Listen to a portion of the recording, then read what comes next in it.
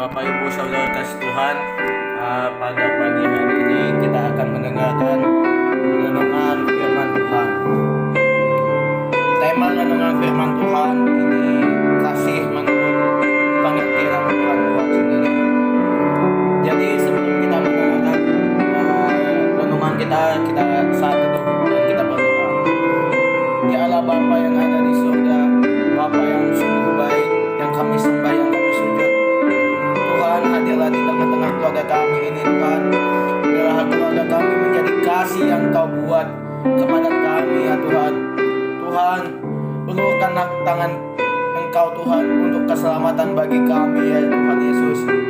Tuhan, jauhkanlah kami dari maha bahaya Tuhan. Tuhan, melindungi setiap perjalanan kami, aktivitas kami pada hari ini Tuhan. Biarlah Tuhan yang menjaga, biarlah Tuhan yang melawat atas segala hal yang kami lakukan saat ini Tuhan. Di dalam nama Yesus, haleluya, amin. Oke, saudara kasih Tuhan, di sini kita harus perlu tahu apa tentang kasih itu. Satu, kasih adalah perintah. Ya, banyak sekali kita dengar kasih itu dari perintah Allah ya. Jadi firman Tuhan pada pagi hari ini tertulis dari 2 Yohanes pasal 1 ayat yang ke-6a. Beginilah firman Tuhan. Tuhan memerintahkan kita supaya saling mengasihi. Dan inilah kasih itu, yaitu bahwa kita harus hidup menurut perintahnya.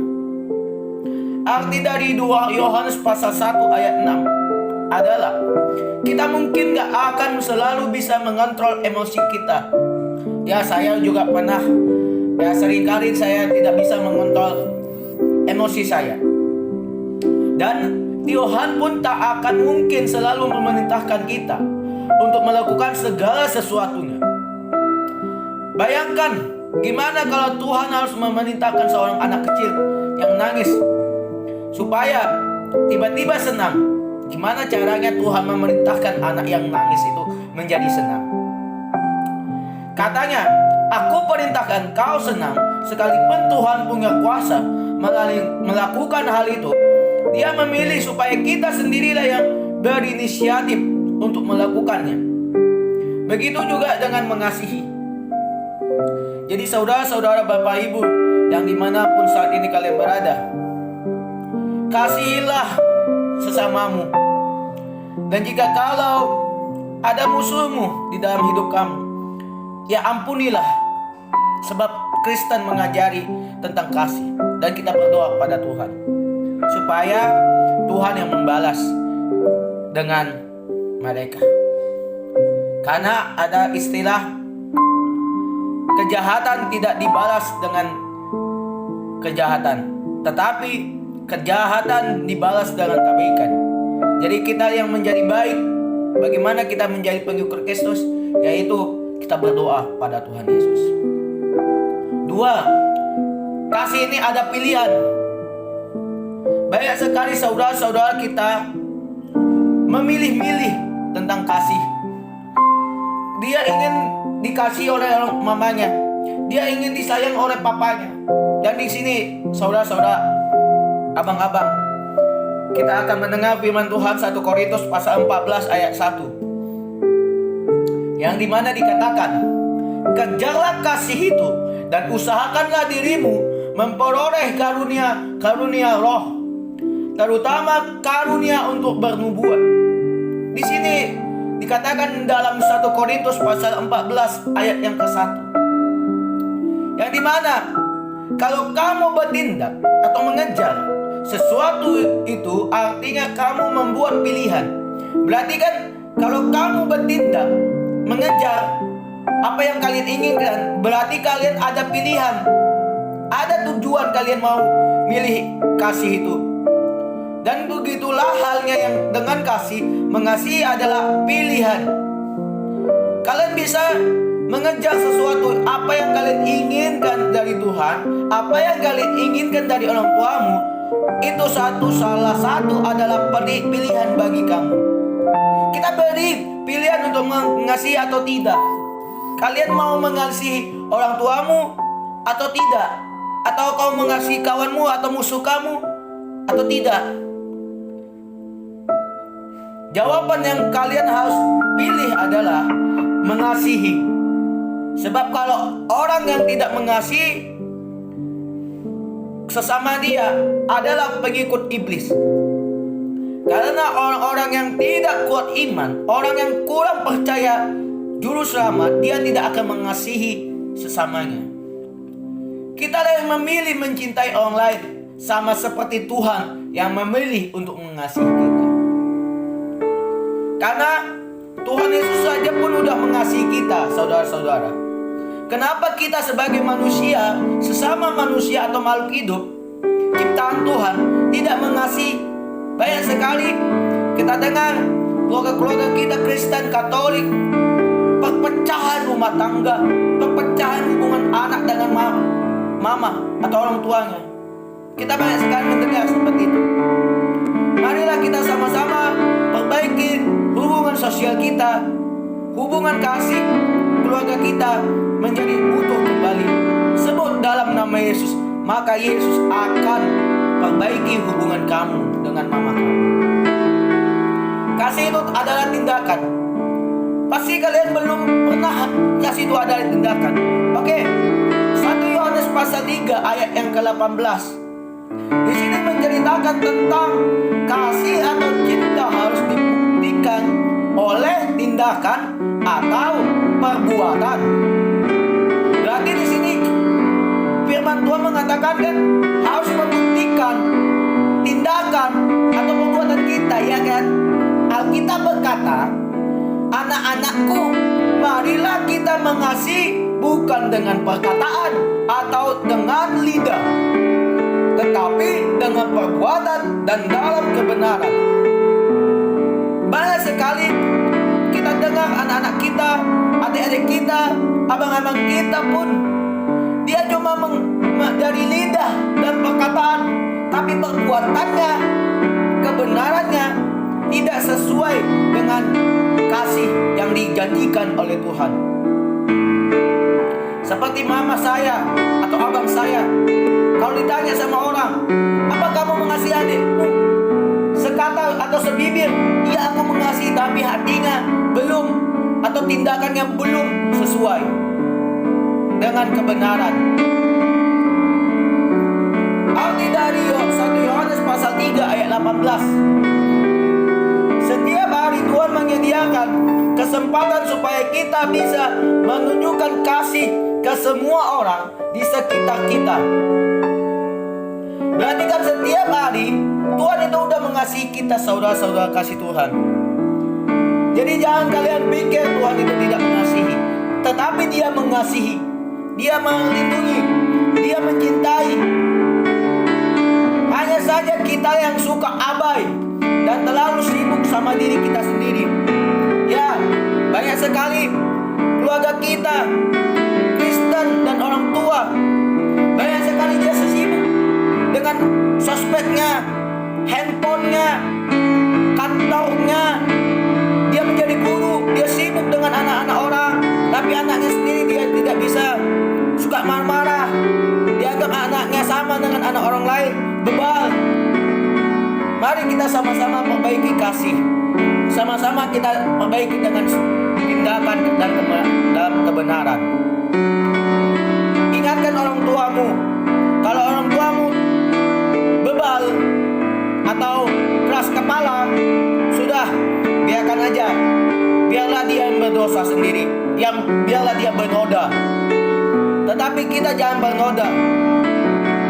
Biarlah orang-orang bilang kita sok suci, sok inah, sok benar, tapi di mata Tuhan kita udah benar, kita udah suci, kita diagungkan namanya.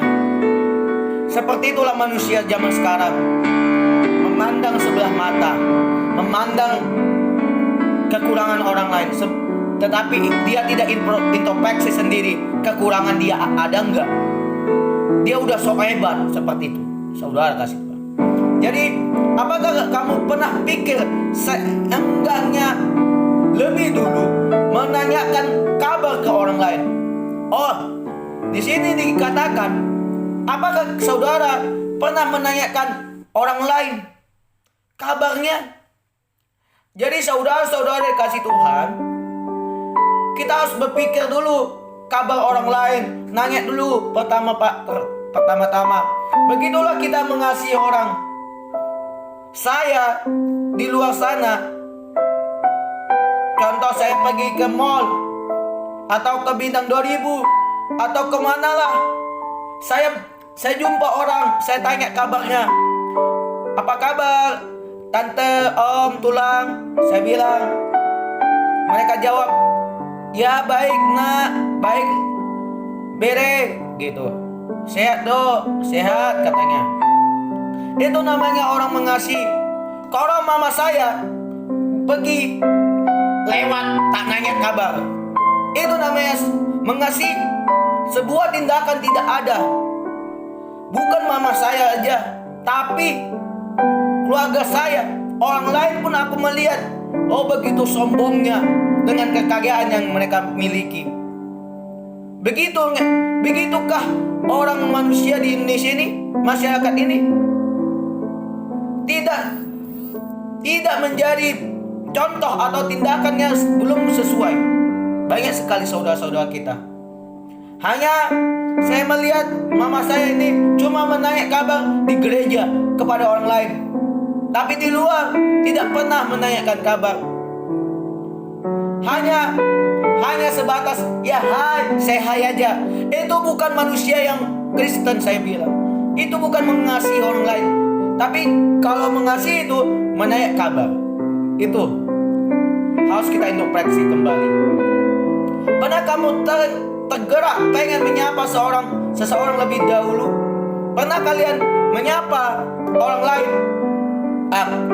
Pernah. Dan saat ini saya melihat banyak sekali Kristen, Katolik maupun orang tua kita, saudara kita dan keluarga kita belum berani menyapa orang lain. Mereka egois, mementingkan diri sendiri. Dia ingin, oh hartaku berapa, oh gajiku berapa dari PNS, dari guru. Tidak seperti itu saudara. Kalau kalian mau nyapa, sapalah orang tersebut. Karena apa? Jangan kita memilih-milih orang lain. Dia miskin kalian gak mau nyapa, dia kaya kalian nyapa, dia sederhana kalian sapa, orang miskin kalian tak nyapa. Seperti itukah Kristen? Kristen harusnya menjadi tanggung jawab sebagai pelita contoh dari Tuhan Yesus. Katanya mengasihi, tapi sebuah tindakan dalam kebenaran tidak ada bagi saya. Atau pengen membantu orang lain saat mereka tampak kesulitan. Banyak jujur, saya sama kawan saya lagi kesulitan nih, lagi ada masalah. Sahabat saya membantu. Mana ada keluarga saya membantu saya? Mama saya aja nggak pernah. Saya bisnis nasi goreng aja uang saya diambil, diambil kembali. Tapi sahabat saya tidak. Dia bekerja bersama saya menjadi nasi goreng. Dia ikhlas membantu saya. Seberapa saya beri gajinya, dia beri. Bukan mama saya. Mama saya egois. Seberapa aku dapat, itu semua milik dia. Semua milik dia. Semua milik dia. Tapi apa? Saya bilang, Tuhan, apapun pekerjaan saya Tuhan, aku serahkan. Apapun amarah mama saya, kelakuan mama saya dengan saya, Tuhan lihatlah. Saya tidak akan membalas perbuatan mama saya, melainkan saya berserah pada Tuhan. Biarlah mamaku tunduk dan bertobat akan jalan Tuhan Yesus.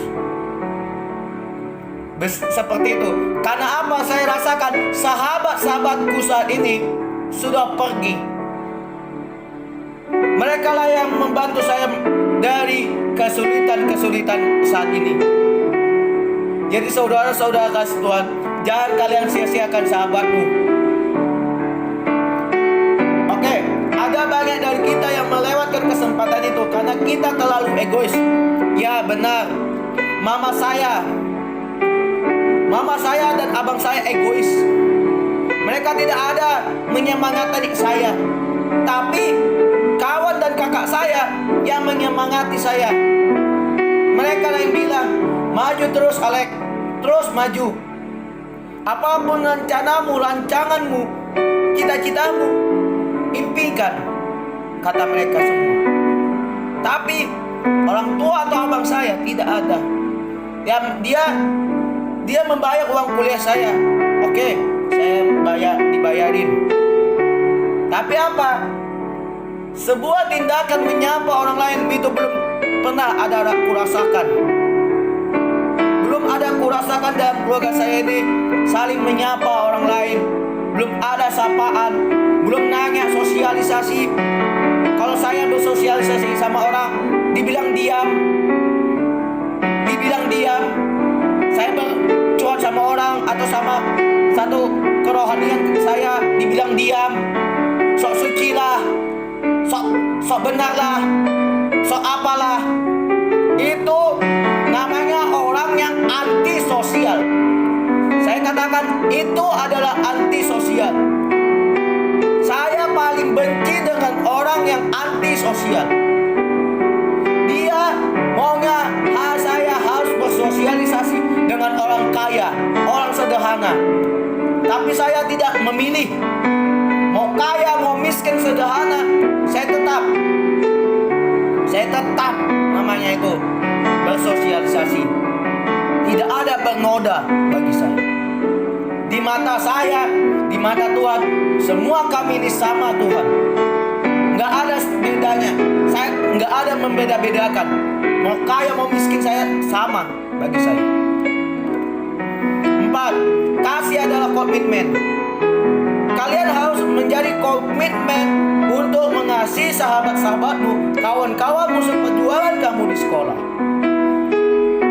Alkitab mengatakan dalam 1 Yohanes pasal 4 ayat 16b bahwa Allah adalah kasih, dan barang siapa tetap berada di dalam kasih, ia tetap berada di dalam Allah dan Allah di dalam dia. Arti 1 Yohanes pasal 4 ayat 16b adalah hubungan kita dengan Tuhan sangat dipengaruhi oleh hubungan kita dengan orang lain. Kalau kita berkomitmen untuk mengasihi dan tetap mengasihi orang lain, maka kasih yang kita punya menyatu dengan kasihnya Tuhan. Berarti kita komitmen pada mengasihi orang lain. Kita tetap mengasihi orang lain. Oke, jika kalau orang tua kamu marah-marah atau apapun lah, dia berkata kalian bodoh, kalian idiot, kalian tidak bisa maju, tidak bisa menjadi orang sukses, katanya. Tapi apa? Komitmenlah pada kasih yang dijanjikan Tuhan Yesus. Biarkan aja dia mau meloteh-loteh menjadi anjing menggonggong di luar sana. Tapi kita apa? Komitmen salah satu kita, tujuan kita apa? Tuhan Yesus. Maka kasih yang kita punya itu menyatu dengan kasih Tuhan. Saat itulah Tuhan akan tetap tinggal bersama dengan kita, karena Tuhan itu adalah kasih itu sendiri. Jadi kalau kita menjadi orang kasih atau pilihan-pilihan Tuhan, berarti Tuhan itu beserta kita. Tuhan itu sudah tinggal bersama kita, saudara-saudara kasih Tuhan. Begitulah firman Tuhan pada pagi hari ini. Kiranya menjadi kasih sukacita pada diri Anda ya. Mari kita tutup dengan doa. Oh Tuhan Yesus Kristus, terima kasih Tuhan, pada pagi hari ini kami sudah mendengarkan renungan firman Tuhan. Tema tema pada hari ini adalah kasih menurut pengertian yang Tuhan buat sendiri. Tuhan ajarkan adik-adik kami, anak-anak kami Tuhan menjadi damai, sukacita, menjadi kasih Tuhan. Biar mereka menjadi salah satu orang yang Engkau panggil, Engkau pilihan, Engkau jadikan pengikut-Mu Tuhan. Kami ini anak-anak Tuhan, kami adalah anak-anak pengikut Kristus. Biar kami menjadi orang yang suka menyapa, orang yang bersosialisasi, menjadi orang yang kasih menurut komitmen, dan kasih itu dijanjikan oleh Tuhan Allah sendiri Tuhan. Kiranya Tuhan yang selalu bergumul dalam hidup kami, selalu jaga dan tutup bungkus dalam urapan kasih-Mu Tuhan. Kiranya ada kesalahan kami